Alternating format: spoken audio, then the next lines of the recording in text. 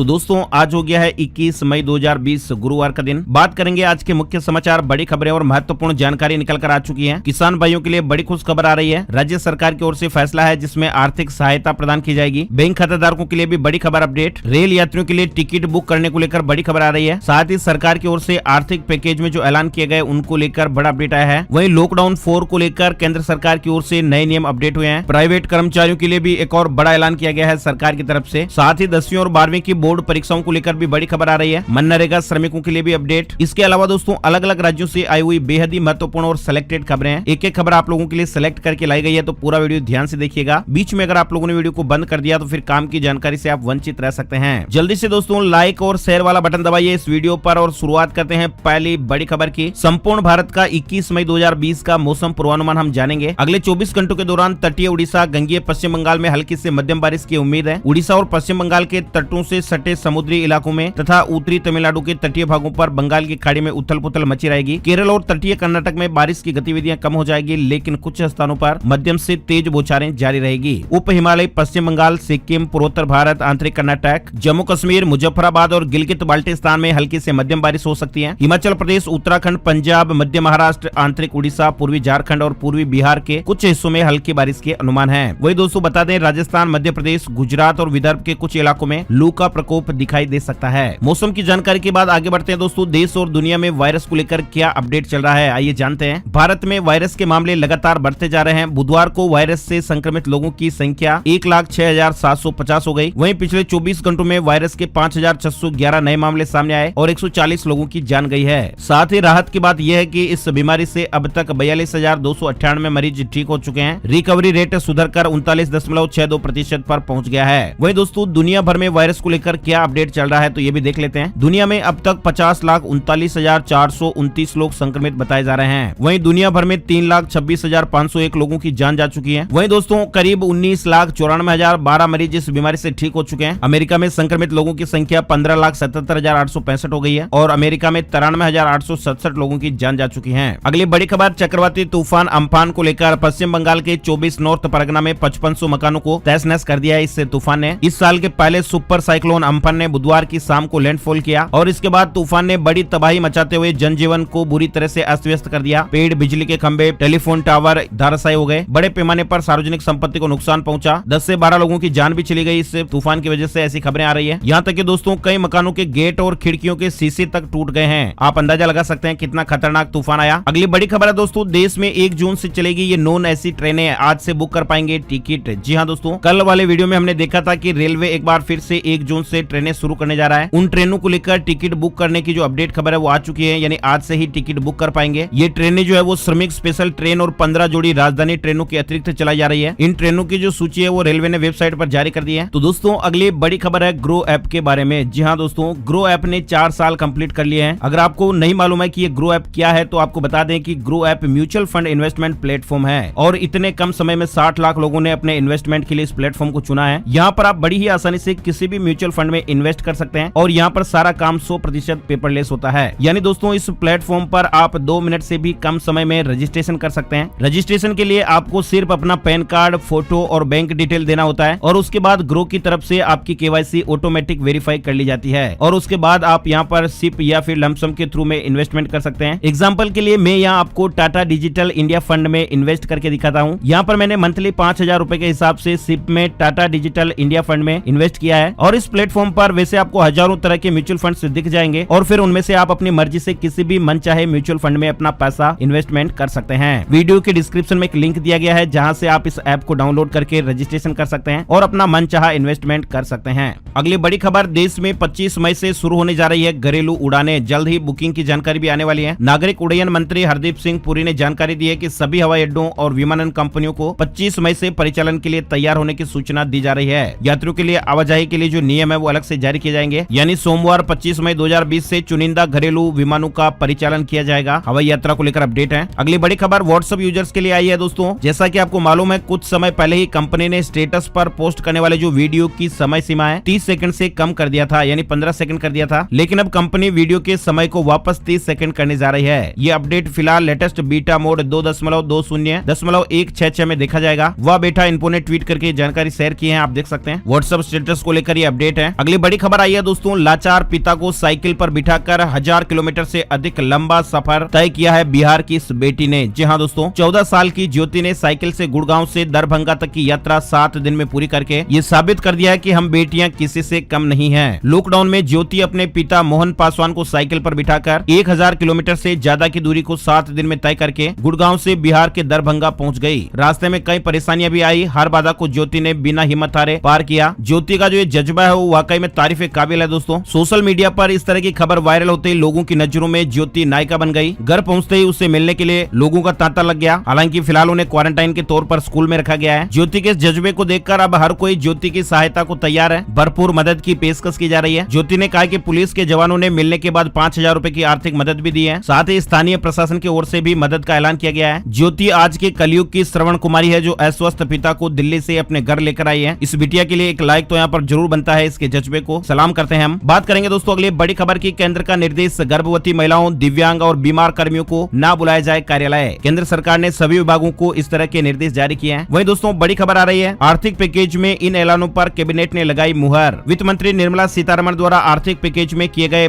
कई बड़े ऐलानों को केंद्रीय कैबिनेट ने मंजूरी दे दी है। प्रधानमंत्री नरेंद्र मोदी जी की अगुवाई में बुधवार को कैबिनेट की बैठक हुई। छोटे उद्योगों के लिए 3 लाख करोड़ रुपए क्रेडिट गारंटी स्कीम को मंजूरी दी गई। पीएम मत्स्य संपदा योजना पर भी मुहर लगाई गई। साथ ही एफएमई के 10,000 करोड़ रुपए के पैकेज को मंजूरी मिली है। कॉमर्शियल माइनिंग को भी मंजूरी दी गई है। प्रधानमंत्री व्यय वंदना योजना की जो तारीख है उसे आगे बढ़ा दिया गया है। इस योजना का लाभ अब 31 मार्च 2023 तक लिया जा सकेगा। साथ ही 8 करोड़ प्रवासी मजदूरों को फ्री में मिलेगा राशन। मुफ्त में अनाज देने के फैसले को सरकार ने मंजूरी दे दी है। केंद्र सरकार अगले 2 महीने तक प्रवासी मजदूरों को बिना राशन कार्ड के भी प्रति व्यक्ति 5 किलोग्राम चावल या गेहूं और प्रति परिवार 1 किलोग्राम चना उपलब्ध कराएगी। अगली बड़ी खबर आ रही है, आईबीपीएस रिजल्ट 2020 को लेकर बैंक, पीओ, क्लर्क सहित अन्य भर्ती परीक्षाओं का जो परिणाम है वो जारी हो गया है। IBPS.in वेबसाइट पर आपको इनकी डिटेल जानकारी मिल जाएगी। Bank, PO, MT, clerk, SO भर्ती परीक्षा के जो परिणाम है वो जारी हो गए हैं। बैंक जॉब को लेकर अपडेट है। अगली बड़ी खबर आ रही है, वित्त मंत्री ने कहा बिजली वितरण कंपनियों को पैसे दिए ताकि किसानों को मुफ्त में बिजली मुहैया करा सके। वित्त मंत्री निर्मला सीतारमण ने नेटवर्क 18 के साथ खास बातचीत में कहा बिजली वितरण कंपनियों को पैसा दिया गया है ताकि वो गरीबों और किसानों को फ्री में बिजली मुहैया करा सकें। साथ ही अगली बड़ी खबर देख सकते हैं, रेलवे स्टेशनों पर शुरू होगी खान पान और अन्य जरूरी चीजों की बिक्री। रेलवे बोर्ड ने स्टेशनों पर खान पान बिक्री इकाइयों को खोले जाने की अनुमति दे दी है। साथ ही कहा है कि फूड प्लाजा जलपान वस्तुओं को केवल लेकर जाने की अनुमति होगी, यानी वहां पर बैठकर खाने की व्यवस्था नहीं की जाएगी। बड़ी खबर है दोस्तों, हमने आपको पहले भी बताई थी इस खबर के बारे में। दोस्तों के लगातार कमेंट मिले थे। विशेष काम के लिए एक राज्य से दूसरे राज्य में जाने के लिए आप खुद ई पास बना सकते हैं। ई पास बनवाने के लिए सरकार ने एक वेबसाइट लॉन्च की हुई है, serviceonline.gov.in। इस वेबसाइट पर आपको विजिट करना होगा और यहाँ पर आप अपने राज्य का नाम सेलेक्ट करके आपको जिस राज्य की यात्रा करनी है उस राज्य को सेलेक्ट कर सकते हैं। वेबसाइट आप स्क्रीन पर देख सकते हैं। वहीं दोस्तों बड़ी खबर आई है, 10वीं और 12वीं की परीक्षाओं के लिए लॉकडाउन के नियमों में छूट दी गई है। केंद्रीय गृह मंत्री अमित शाह ने कहा कि गृह मंत्रालय ने कक्षा 10वीं और 12वीं की बोर्ड परीक्षा आयोजित करने के लिए लॉकडाउन के नियमों में छूट दी है। अमित शाह ने ट्वीट किया कि बड़ी संख्या में छात्रों की शैक्षणिक हितों को ध्यान में रखते हुए सामाजिक दूरी अपनाने, फेस मास्क पहनने जैसी शर्तों के साथ कक्षा 10वीं और 12वीं की बोर्ड परीक्षा आयोजित करने के लिए लॉकडाउन के नियमों में छूट देने का निर्णय लिया गया है। हालांकि किसी भी परीक्षा केंद्र को कंटेनमेंट जोन में अनुमति नहीं दी जाएगी, यानी कंटेनमेंट जोन में एग्जाम सेंटर नहीं बनेगा। शिक्षकों, कर्मचारियों और छात्रों को अनिवार्य रूप से फेस मास्क पहनना होगा। इसके अलावा परीक्षा केंद्रों पर थर्मल स्क्रीनिंग, सैनिटाइजर की व्यवस्था भी होगी। अगली बड़ी खबर आ रही है, औद्योगिक गतिविधियां शुरू होने पर सरकार प्रवासियों को वापस शहर आने में मदद करेगी। प्रवासियों के लिए बड़ी खबर है। वित्त मंत्री निर्मला सीतारमण ने बुधवार को कहा कि सरकार प्रवासियों को शहरों में वापस लाने के लिए योजना बनाएगी। वही दोस्तों अगली बड़ी खबर आ रही है, यूपीएससी को लेकर। यूपीएससी प्रीलिम्स परीक्षा की जो नई तिथि की घोषणा है वो फिर से आगे बढ़ गई है। आयोग ने कहा कि हालात को मद्देनजर रखते हुए 5 जून 2020 को नई परीक्षा तिथि आधिकारिक वेबसाइट पर अपलोड कर दी जाएगी। इस संबंध में आयोग ने बुधवार को एक नोटिफिकेशन भी जारी किया था। वहीं दोस्तों बड़ी खबर है, कर्मचारियों के लिए ईपीएफ में कर्मचारी जमा कर सकते हैं 10% से अधिक राशि। सरकार ने इसको लेकर स्पष्ट कर दिया है। लेबर मिनिस्ट्री ने स्पष्ट किया है कि कर्मचारी चाहे तो इस साल मई, जून और जुलाई के दौरान पीएफ फंड में 10% से ज्यादा अंशदान भी कर सकते हैं। हालांकि नियोक्ता हर कर्मचारी के लिए अपने अंशदान को 10% पर सीमित रख सकते हैं। बड़ी खबर आ रही है, जूम ऐप पर प्रतिबंध के लिए सुप्रीम कोर्ट में याचिका लगाई गई है। निजता के अधिकार हनन का आरोप लगाया गया है। वीडियो कॉलिंग ऐप जूम पर प्रतिबंध लगाने के लिए सुप्रीम कोर्ट में एक जनहित याचिका दाखिल की गई। याचिका में निजता के अधिकार का हवाला देते हुए कोर्ट से आग्रह किया गया है कि वह केंद्र सरकार को इस ऐप पर तब तक प्रतिबंध लगाने लगाने का निर्देश दें जब तक कि कोई उचित कानून नहीं बन जाता।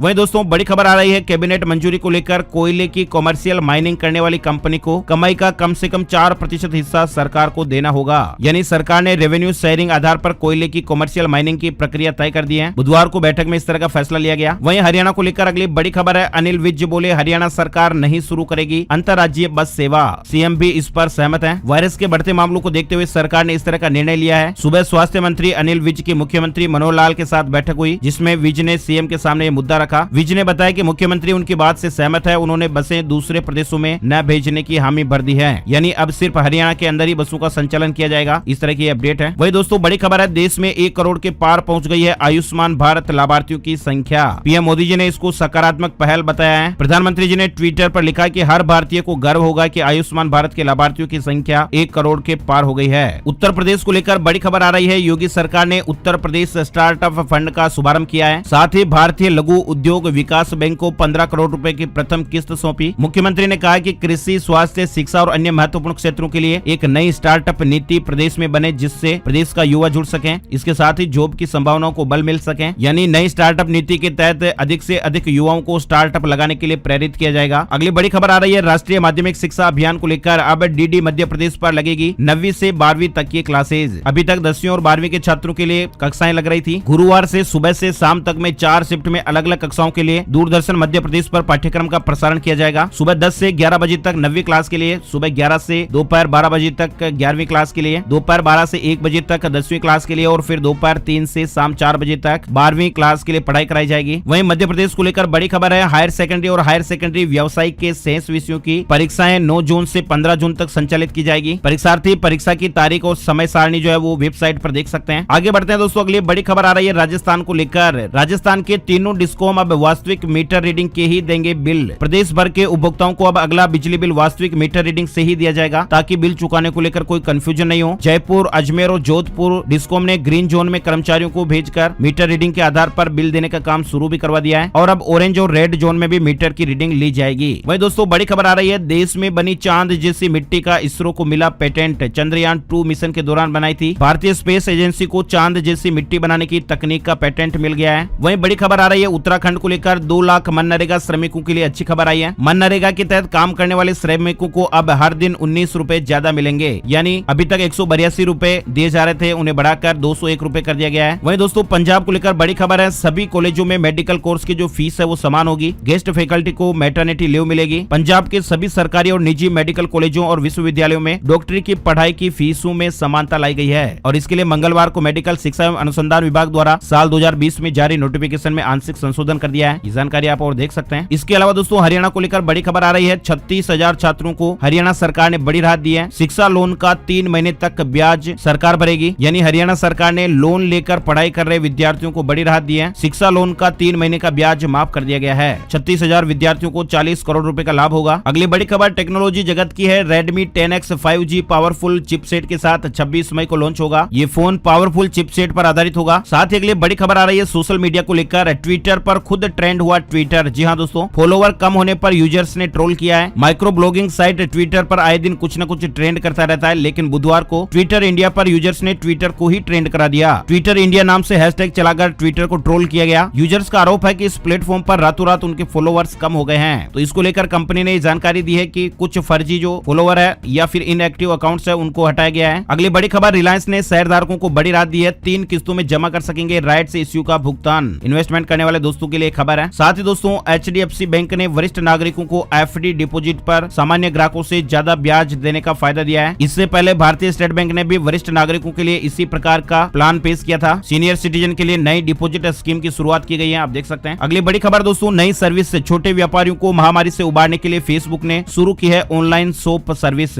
ऑर्डर लेकर शुरू कर पाएंगे काम। यानी इसमें शॉपकीपर जो है वो फेसबुक पर अपनी ऑनलाइन दुकान बना पाएंगे, जिसमें वे अपने तरीके से चीजों और सामानों को रख पाएंगे। इस सर्विस को इंस्टाग्राम पर भी शुरू किया जाएगा। यदि आप स्टोर या रेस्टोरेंट को खोल नहीं सकते तो तभी से ऑनलाइन ऑर्डर ले सकते हैं, उन्हें लोगों को भेज सकते हैं। फेसबुक शॉप जो है वो किस तरह से काम करेगा इसकी जानकारी भी यहाँ पर आपको बताई गई है। साथ ही हरियाणा बोर्ड के सचिव ने बताया है कि कब जारी होगा 10वीं क्लास का रिजल्ट। जानकारी में आप देख सकते हैं। खबर है कि मई अंत तक 10वीं का रिजल्ट जारी किया जा सकता है। कुछ फर्जी खबरें भी चल रही है इसको लेकर, लेकिन यहाँ पर हरियाणा विद्यालय शिक्षा बोर्ड के जो सचिव है राजीव प्रसाद जी, उन्होंने रिजल्ट को लेकर जो खबरें चल रही है उनको गलत गलत बताया है और उन्होंने कहा कि मई अंत तक 10वीं का रिजल्ट जारी किया जा सकता है। वहीं बड़ी खबर आ रही है, एसोसिएशन ऑफ रेडियो ऑपरेटर्स ने सूचना प्रसारण मंत्री को खत लिखकर आर्थिक पैकेज मांगा है। बड़ी खबर न्यू कार अपडेट को लेकर हुंडई ने लॉन्च किया है सेडान वर्ना का नया संस्करण। हुंडई मोटर इंडिया लिमिटेड ने बुधवार को सेडान वर्ना के नए संस्करण की पेशकश कर दी है। इसकी कीमत और अन्य जानकारियां आप यहां पर देख सकते हैं। वहीं दोस्तों बड़ी खबर आ रही है, दिल्ली को लेकर डीटीसी बसों में 20 से ज्यादा सवारियां मिलती है तो ड्राइवर और मार्शल पर कार्रवाई की जाएगी। सरकार ने कुछ शर्तें रखी है जिसमें एक बस में सिर्फ 20 सवारियां ही बैठाने का नियम शामिल है। सरकार ने इस नियम को और सख्त बना दिया है। अगली बड़ी खबर दोस्तों, ग्रेच्युटी पेमेंट के नियमों में हुआ बड़ा बदलाव, पीएफ की तरह कर सकेंगे ट्रांसफर। नौकरी पेशा लोग आगे बढ़ने और ग्रोथ के कारण अक्सर नौकरी बदलते रहते हैं। खास तौर पर प्राइवेट सेक्टर में ये काम बेहद तेजी से होता है। ऐसे में उस व्यक्ति के जॉब बदलने के साथ ही उसका पीएफ भी ट्रांसफर होता रहता है, लेकिन ग्रेच्युटी ट्रांसफर नहीं होती है। और ऐसे में कई बार तो लोग ग्रेच्युटी ट्रांसफर के लिए कंपनी में 5 साल तक लगे रहते हैं। लेकिन अब दोस्तों लगातार मीडिया में इस तरह की खबरें आ रही है कि अब कंपनी बदलने पर पीएफ की तरह ही ग्रेच्युटी ट्रांसफर का भी मौका मिल सकता है। दरअसल लेबर रिफॉर्म के तहत कंपनी ने इस प्रस्ताव पर काम करना शुरू कर दिया है। इस तरह की खबर अपडेट आप देख सकते हैं। बड़ी खबर है दोस्तों, छत्तीसगढ़ में राजीव गांधी किसान न्याय योजना की आज शुरुआत होने जा रही है। प्रति एकड़ 10,000 रुपए की सहायता दी जाएगी सरकार की तरफ से। छत्तीसगढ़ में 21 मई को राजीव गांधी किसान न्याय योजना की शुरुआत होगी। किसानों को राशि 4 किस्तों में सीधे उनके बैंक खातों में हस्तांतरित की जाएगी और इस योजना के तहत खरीफ 2019 से धान और मक्का लगाने वाले किसानों को अधिकतम 10,000 रुपए प्रति एकड़ की दर से सहायता राशि दी जाएगी। और इस योजना के तहत राज्य के 19 लाख किसान भाइयों को 5700 करोड़ रुपए की राशि 4 किस्तों में सीधे उनके बैंक खातों में हस्तांतरित की जाएगी। ये जानकारी आप देख सकते हैं, छत्तीसगढ़ को लेकर अपडेट था। वही दोस्तों अगली बड़ी खबर आ रही है, अब सहकारी बैंक डेयरी और फिशरीज के लिए भी देगा किसान क्रेडिट कार्ड। बिहार को लेकर ये खबर है, राज्य के सहकारी बैंक किसानों के साथ ही डेयरी के लिए पशुपालकों और मछली पालकों को केसीसी देंगे। बुधवार को सहकारिता विभाग की सचिव वंदना प्रेयसी ने सहकारी बैंकों की समीक्षा के दौरान केसीसी देने का निर्देश दिया है। अगली बड़ी खबर gold price today silver price today update को लेकर 20 मई 2020 को सोने चांदी के रेट इस प्रकार रहे। सोना 47,356 रुपए प्रति 10 ग्राम पर रहा और चांदी 48,315 रुपए प्रति किलोग्राम के भाव पर रही।